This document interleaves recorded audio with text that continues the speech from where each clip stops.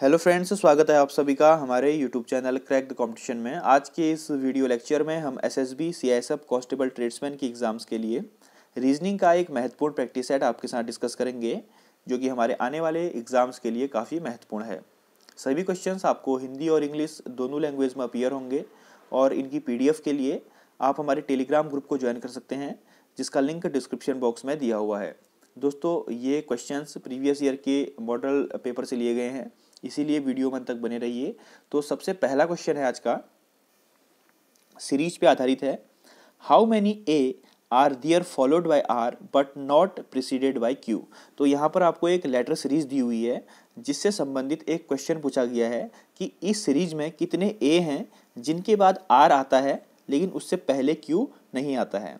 तो दोस्तों देखिए, हम ए को फाइंड आउट करेंगे। तो सबसे पहला ए यहाँ पर है, इसके बाद आर आता है लेकिन पहले क्यू नहीं आता है, तो एक तो ये हो गया।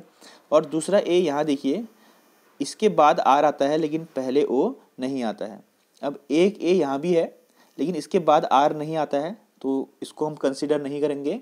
और एक ए यहाँ है, इसके बाद तो आर आता है लेकिन पहले क्यू आता है, तो पहले क्यू नहीं आना चाहिए, तो इसको भी हम कंसिडर नहीं करेंगे। तो हमारा इसका आंसर क्या आ गया कि दो ए ऐसे हैं जिनके बाद आर है लेकिन पहले क्यू नहीं है। तो option number A 2 is right answer. ठीक है, तो उम्मीद करता हूं कि आप इस क्वेश्चन को समझ गए होंगे। बढ़ते हैं अगले प्रश्न की ओर। दोस्तों, अगला प्रश्न है नंबर सेट पर आधारित।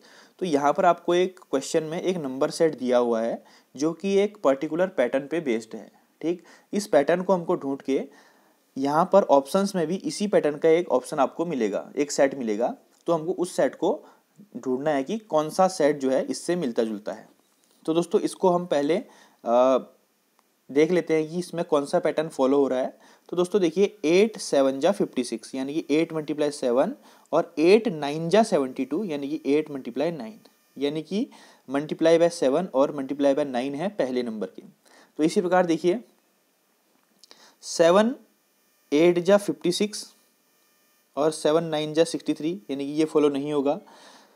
3 5 जा 15, तो ये भी फॉलो नहीं होगा। 5 6 जा 30, ये भी फॉलो नहीं होगा। तो दोस्तों इसको देखिए, 6 7 जा 42 और 6 9 जा 54, यानी कि मल्टीप्लाई बाय 9 और मल्टीप्लाई बाय 7 का पैटर्न कहाँ फॉलो हो रहा है? ऑप्शन नंबर सी में।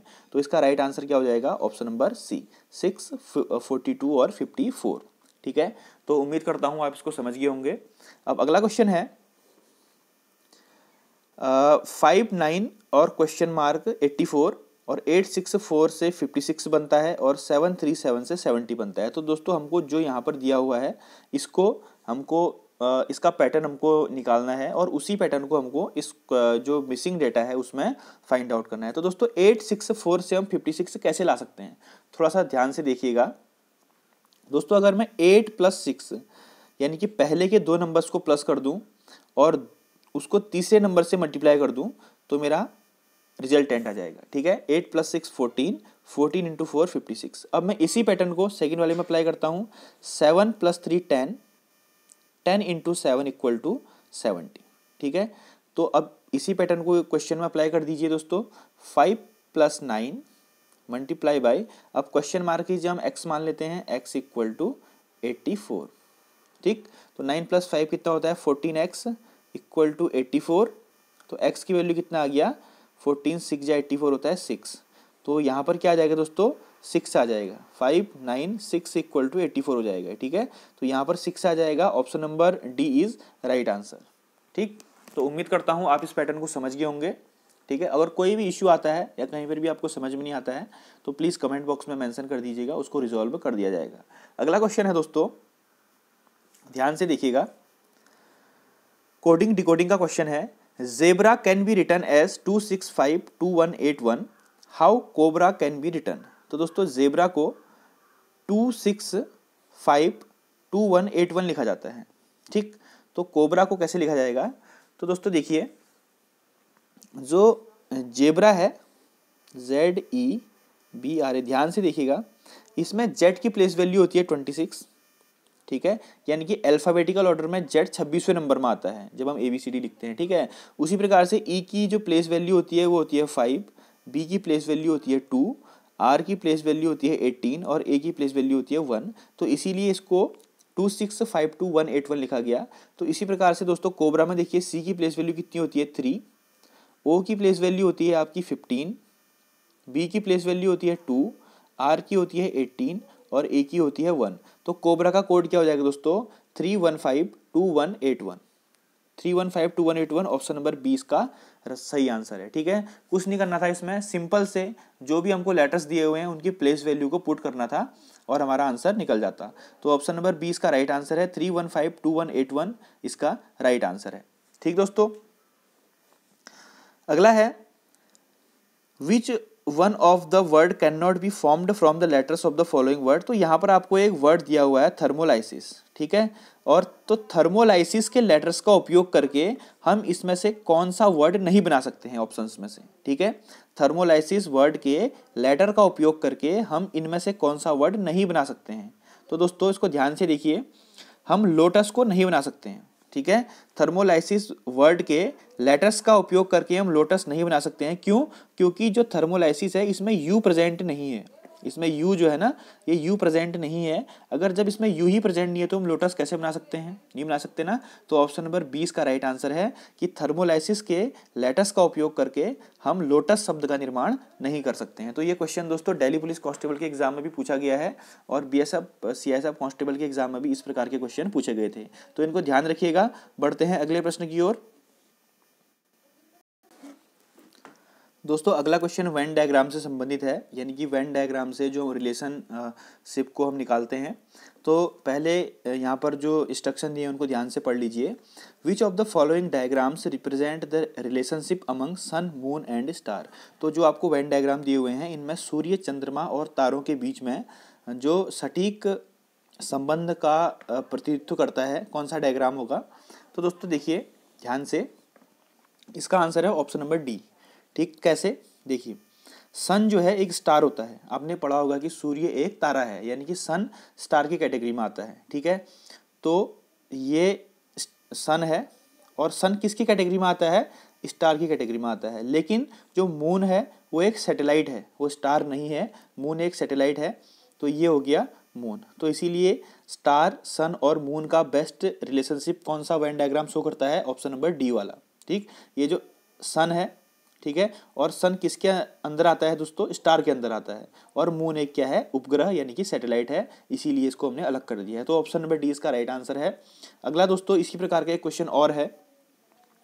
विच of the following Venn diagrams correctly illustrate the relationship among carrot, food and vegetables. तो कौन सा डायग्राम शो करेगा गाजर, खाद्य यानी कि फूड और सब्जियों के मध्य में? तो ऑप्शन नंबर ए जो है वो शो करेगा। कैसे दोस्तों? कैरेट जो है एक वेजिटेबल है, तो यानी कि जो सबसे अंदर का गोला है वो कैरेट को शो कर रहा है, यानी कि गाजर को शो कर रहा है। गाजर किसके अंदर आता है? वेजिटेबल के अंदर आता है, यानी कि जो सेकंड नंबर का गोला है वो वेजिटेबल यानी कि सब्जियों को शो कर रहा है।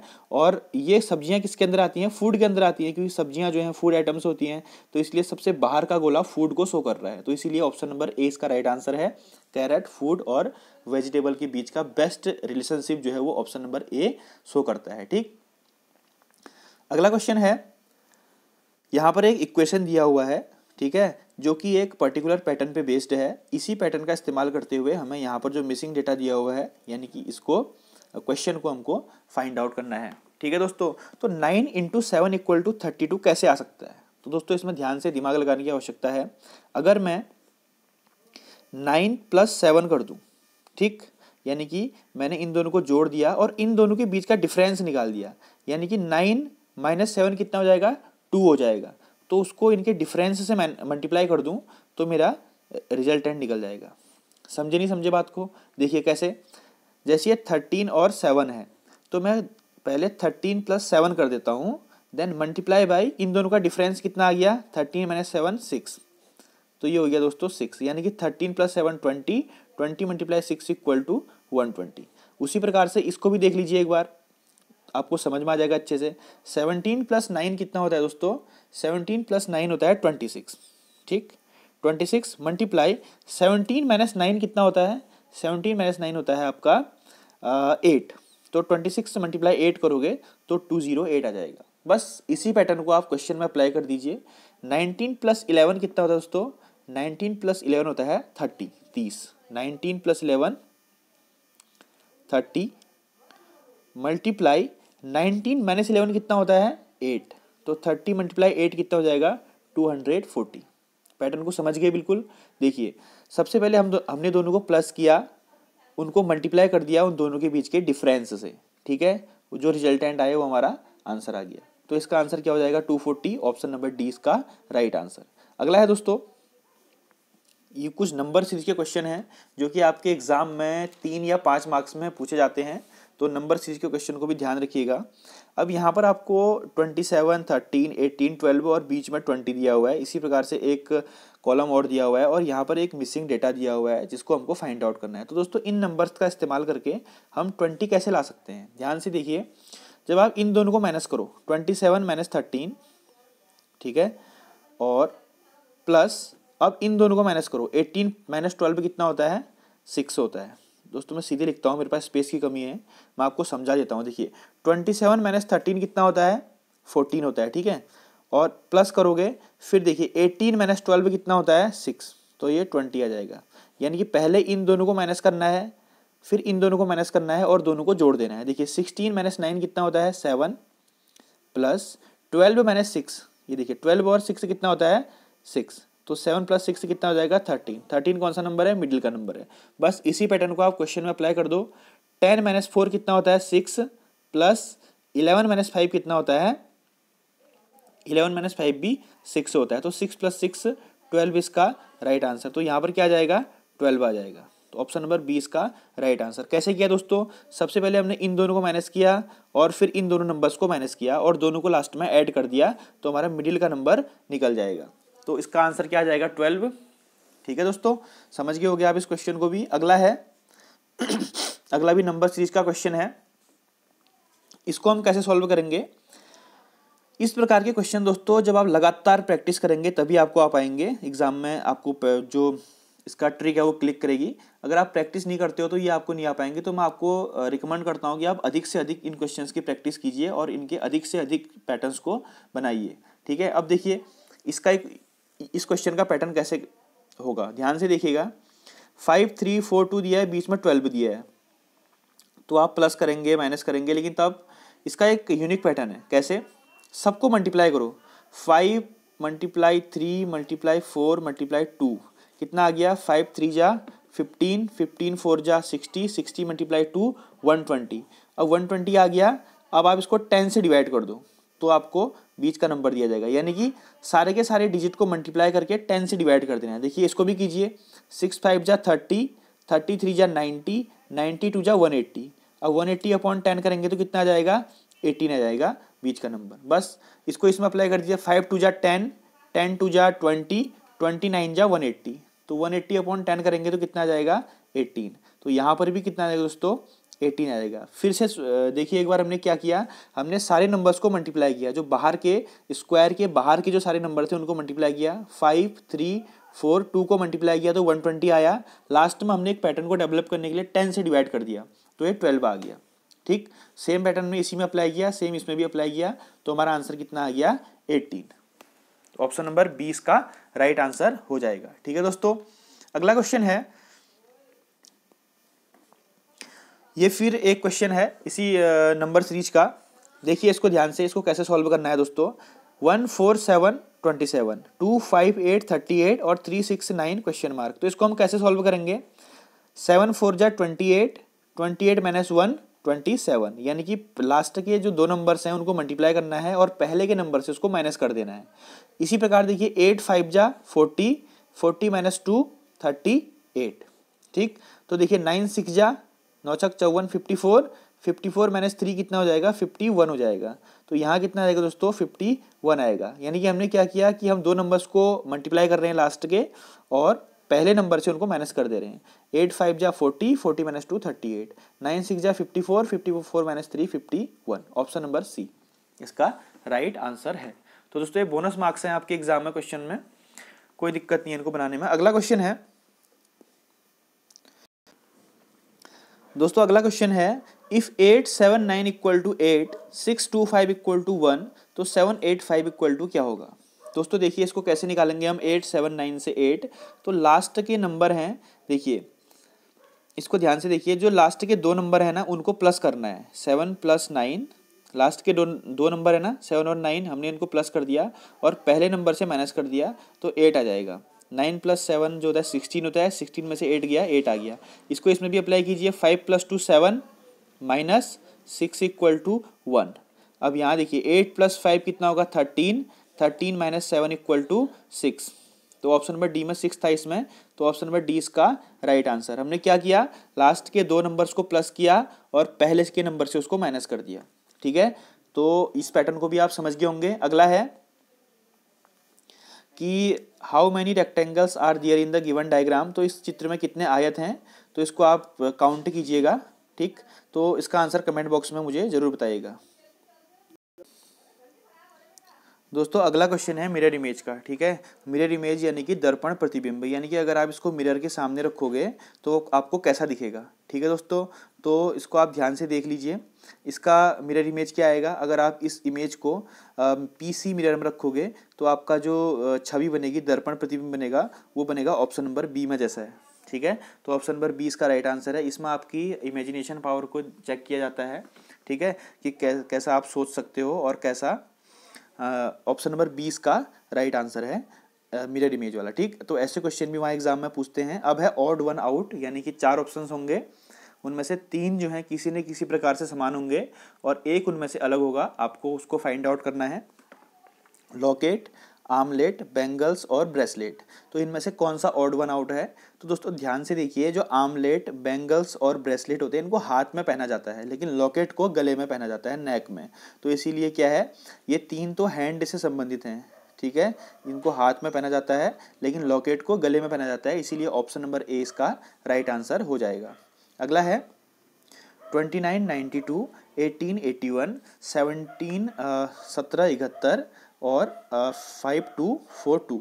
तो दोस्तों देखिए ये किसी न किसी प्रकार से समान है। कैसे, देखिए 29 है, 29 का उल्टा 92 है, 18 है, 18 का उल्टा 81 है, 17 है, 17 का उल्टा यानी कि इसके नंबर्स को अगर सफल कर दिया जाए तो 71 हो जाता है। लेकिन यहाँ देखिए 25, यहाँ पर अगर 52 होता तो ये सही होता, लेकिन ये 42 है तो ये ऑड है, तो ऑप्शन नंबर डी इसका राइट आंसर हो जाएगा। ठीक, अगला है जंगल, फॉरेस्ट, वुड्स और एनिमल्स।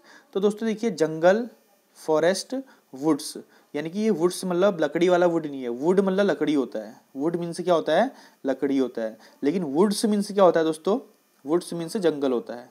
ठीक है, वुड मीन्स लकड़ी होता है और वुड्स मीन्स जंगल होता है। तो जंगल, फॉरेस्ट और वुड्स जो हैं ये तीनों सिनोनिम्स हैं, लेकिन एनिमल्स इनसे संबंधित नहीं है। ठीक, ये एक दूसरे के पर्यायवाची शब्द हैं, यानी कि सिनोनिम्स हैं, लेकिन एनिमल्स अलग एंटिटी है, तो इसीलिए option number D is odd one out. ठीक, अगला है दोस्तों साइकोलॉजी रिलेटेड टू माइंड, तो ऑर्निथोलॉजी इज रिलेटेड टू विच।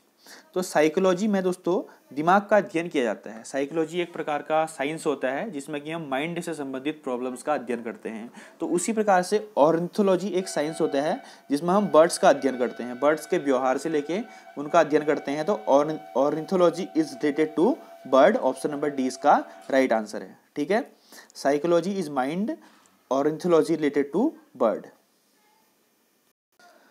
दोस्तों ये अगला क्वेश्चन है, इसको आप मुझे कमेंट बॉक्स में लिख के बताइए। सिंपल सा क्वेश्चन है। ठीक है दोस्तों, कोई क्वेश्चन मैं आपको जो होमवर्क में देता हूँ तो आप उसको कमेंट बॉक्स में ज़रूर मेंशन कीजिए, इससे मुझे पता चलता है कि कितने स्टूडेंट्स इस वीडियो को सीरियसली देखते हैं। तो इसका आंसर मुझे कमेंट बॉक्स में आप दीजिएगा। अगला है दोस्तों 536, तो 6 संबंधी, यानी कि 5 के बाद 6 का स्क्वायर है, 5 है, उसके बाद 6 का स्क्वायर 36 है, तो 6 के बाद क्या होगा दोस्तों, 7 का square 49, option number C. Simple था, बेसिक सा क्वेश्चन था। अगला है, तो दोस्तों ये कुछ क्वेश्चन थे, अभी अगर इसमें अच्छा रिस्पांस आता है तो मैं लगातार इसकी सीरीज़ कंटिन्यू करूंगा, तो इसलिए आप इसको अधिक से अधिक शेयर कर दीजिए और कहीं पर कोई मिस्टेक है तो प्लीज़ कमेंट बॉक्स में ज़रूर मेंशन कर दीजिएगा। ठीक है, मैं रिकॉर्ड के बाद इसको एडिट नहीं कर सकता हूँ, इसीलिए मैं आपसे बोल रहा हूँ कि अगर कहीं पर कोई माइन्यूट सी मिस्टेक रह गई है तो उसको प्लीज़ कमेंट बॉक्स में ज़रूर मेंशन कीजिए। और PDF के लिए, GK PDF के लिए आप टेलीग्राम ग्रुप को ज्वाइन कर लीजिए, जिसका लिंक डिस्क्रिप्शन में दिया हुआ है। और वीडियो को लाइक ज़रूर करना प्लीज़ दोस्तों, आपका लाइक हमें मोटिवेशन देता है। Thank you, have a nice day.